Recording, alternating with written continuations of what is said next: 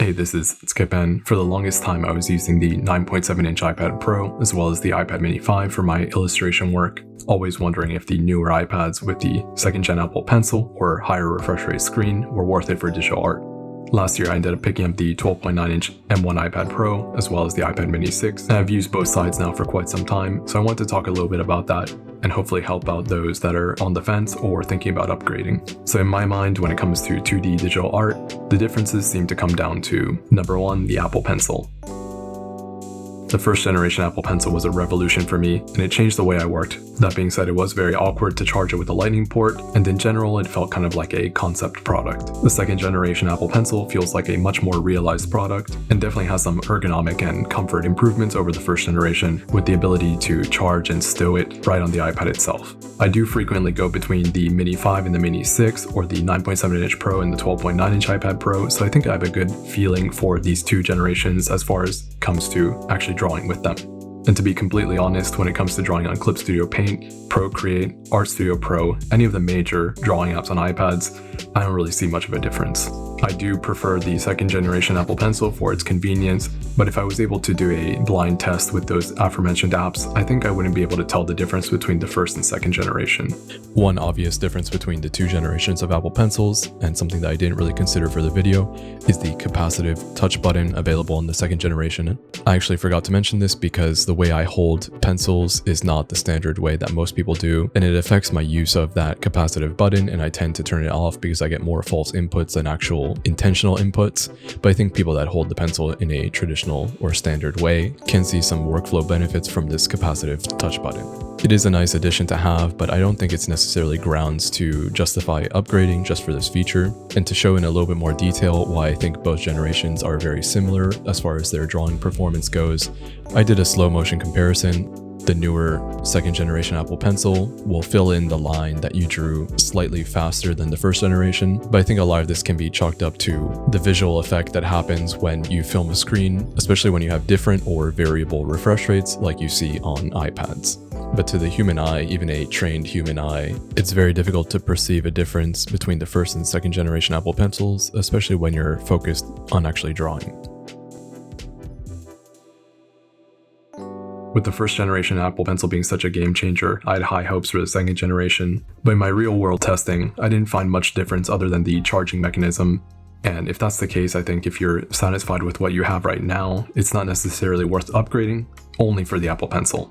Number two, and to tie in a little bit with the way that the Apple Pencil is charged, the USB-C versus Lightning port might make a big difference for certain artist workflows. One of the biggest issues that I still continue to have with older iPads is file transfers. Although the Files app has gotten much better and robust inside iPadOS itself, if your iPad has a Lightning port, it becomes much more difficult to transfer files, whereas a USB-C port, you're much more likely to just be able to plug in whatever drive or external device you have, copy your files over to that for backup, or say to use them on a desktop computer. So with Lightning, it's not impossible, but I think the range of available drives and devices becomes much more limited. And for a professional workflow where you're constantly needing to transfer different files, Lightning is going to really slow you down. If you're not a professional, I think that you could potentially save some money by buying an older device and then maybe using workarounds like cloud services. But if you're a professional, I much prefer the USB-C option for that kind of connectivity. But one often touted reason for upgrade that doesn't have a workaround is point number 3, high refresh rate screens. Just like with the Apple Pencil, when I was using the older generation iPads, I was always very curious to see if the higher refresh rate screens would make my drawing a little bit smoother or have some kind of benefit to my workflow. It's also something I think is very difficult to test out in, say, the Apple Store or a big box store. Even if you bring in your iPad and have them next to each other and try to compare, it's not something that's going to be very apparent until you've used it for quite some time. And after being a heavy user of both the older generation iPads and the newer generation iPads, I feel that the 5th generation iPad Pro might be a bit smoother, but when it comes to actually drawing, it's not necessarily more responsive. The higher refresh rate screens might be slightly better, something that is not that easy to perceive with the human eye, but even if that's the case, as you begin to focus on your work, it's something that really melts into the background and you don't really think about, so in that sense, I don't know if it's worth spending a ton of money to upgrade just for this feature. Which brings me to point number 4, the processor or chips that are inside of these devices. And yes, the newer M1 iPad Pro is going to bring better performance than the older 9.7-inch iPad Pro, But when it comes to my work, which is an A4 size canvas at 300 dpi with over 100 layers, I still feel pretty comfortable on the older 9.7-inch iPad Pro. Yes, the M1 iPad Pro is much faster, and I feel like I could pull off, say, transforming a big layer folder much quicker, but if you feel comfortable with the iPad that you have now, and you're not hitting any roadblocks like crashes or maximum layer counts, I don't think that you should buy into the hype of the newest chips because Apple isn't bringing desktop functionality to M1 and further devices as far as the time being.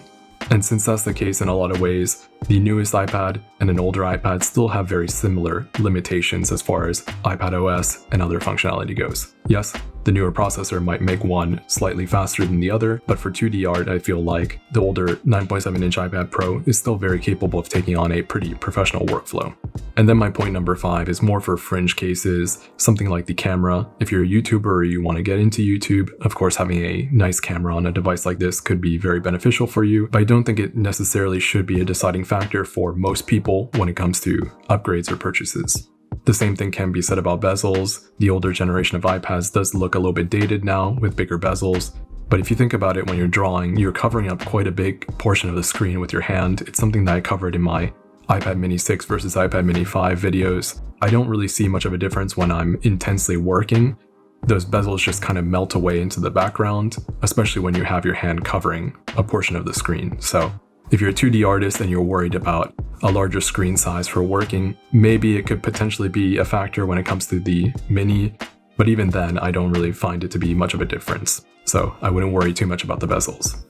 So in general, if you have an older generation iPad, I don't think you have to rush out to get the newest generation for the 2nd gen Apple Pencil or the higher refresh rate screen. And although the newer functionality is very convenient and nice, I think for the majority of people out there, they should continue to use the device they have until they either outgrow it or the device stops functioning and they're kind of forced to buy something new. And for those that are thinking about purchasing their first iPad, especially those that are on a tight budget, I think it can be a great option to buy a slightly older model, even something that has the 1st generation Apple Pencil, to get started drawing digitally. And if you're in that situation, I would highly recommend Apple's own refurbished section. You might have to dig through your country's Apple Store website a little bit to find the refurbished section, but if you do, I think it's a great option to purchase directly from the manufacturer and potentially have an avenue for a return or replacement, as these are older devices and you might have problems. So let me know if you have any questions. I'm always happy to chat about art and technology. I'm Skip N, and thank you so much for watching.